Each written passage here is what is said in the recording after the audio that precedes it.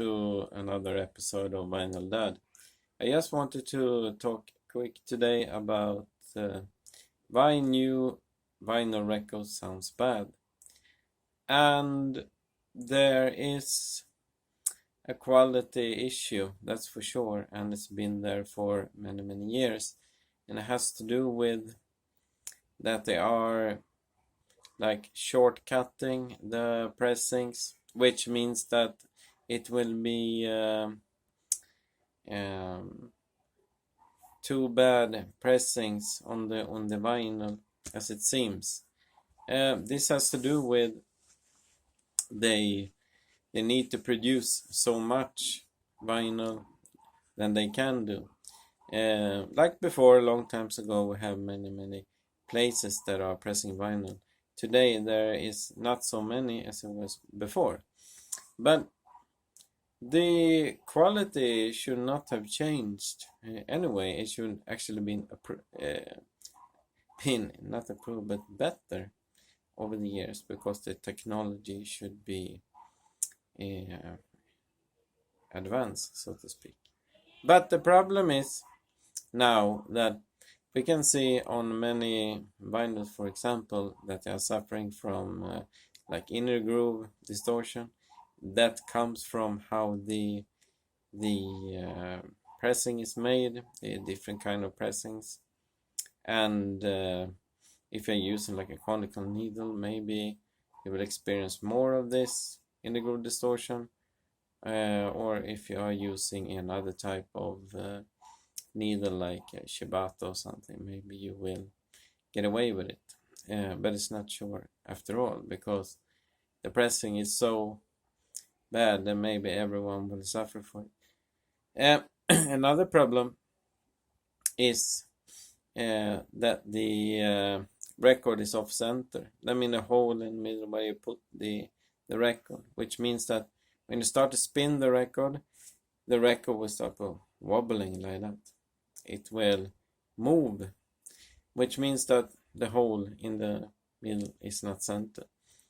Sometimes the hole in the center is actually centered, but the pressing on the vinyl on top is off center, so to speak. So it will still have more wobbling than you should have. That's another issue.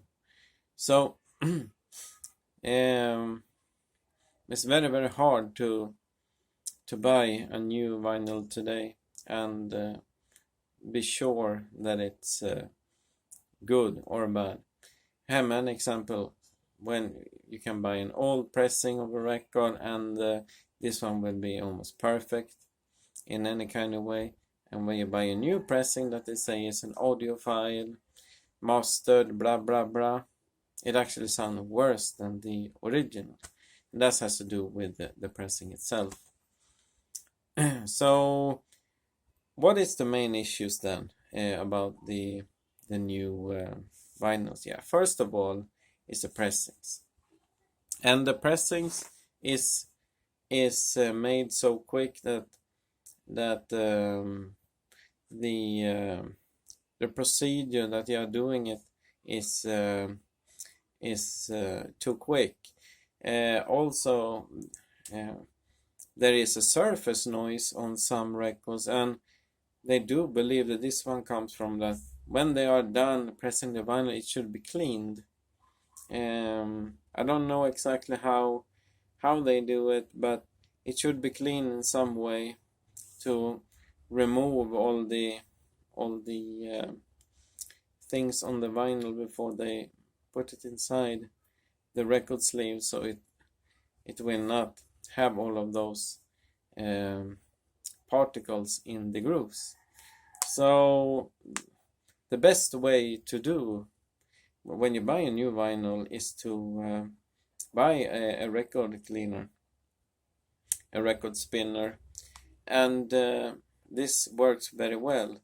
What you can do is every time you buy a new vinyl, you use this record cleaner and you clean your record. Another thing that you can use, that I use often is those silicone rolls. What I'm talking about is those silicone rolls. As you can, when you're cleaning the record with this one, you can see on this one that it has picked up a lot of debris on this one. So, but the problem with this one is that he will not reach inside at the bottom of the grooves as he should, but he will pick up all debris, and so to speak, on the top. And what's good about this one also is that it will, when you clean the record with this, you will also remove all the static electricity that can be on a new record. And then if a record is off center, it's not much that you can do about it. I did an article about this where you can make the hole in the center a little bigger. Then you can use like your hands in a clock motion and trying to put it centered, and maybe that will work for you. That's one thing. But if the hole is in center and the pressing, so to speak, is out of the grooves are out of pressing, and you can see this if you're looking at the record, you can see on a platter that is moving straight, but the grooves are still moving. Then the pressing on the record is not centered as it should be. So that's another problem, and if it's like that, it's very, very hard to do something about it. Another thing is those inner groove distortion. The same there, you cannot do anything about inner groove distortion. Most of the time it can be eliminated, and that can be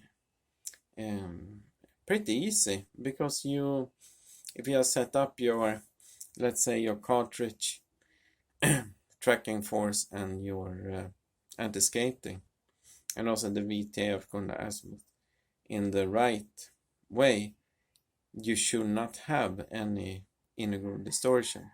Sometimes you can use a record that you trust, that you know how it sounds, and use that one as a reference, and that way you can tell if the record, if it's something wrong with your settings, or if it's something wrong with the record.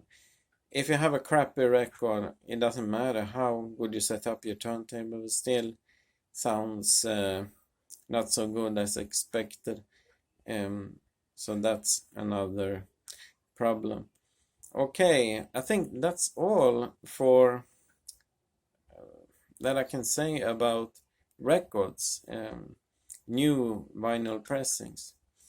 And don't forget that they are saying like it's 180 gram hype and all of that, but sometimes those pressings is worse than the real one. And then we have also today the presence that it's mostly colored.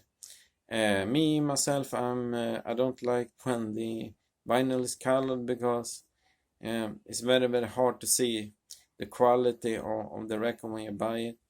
If you have a black record, you can actually look at it and you can see if it has some problems direct, because on a black record you will see all the scratches and all the grooves in a properly way.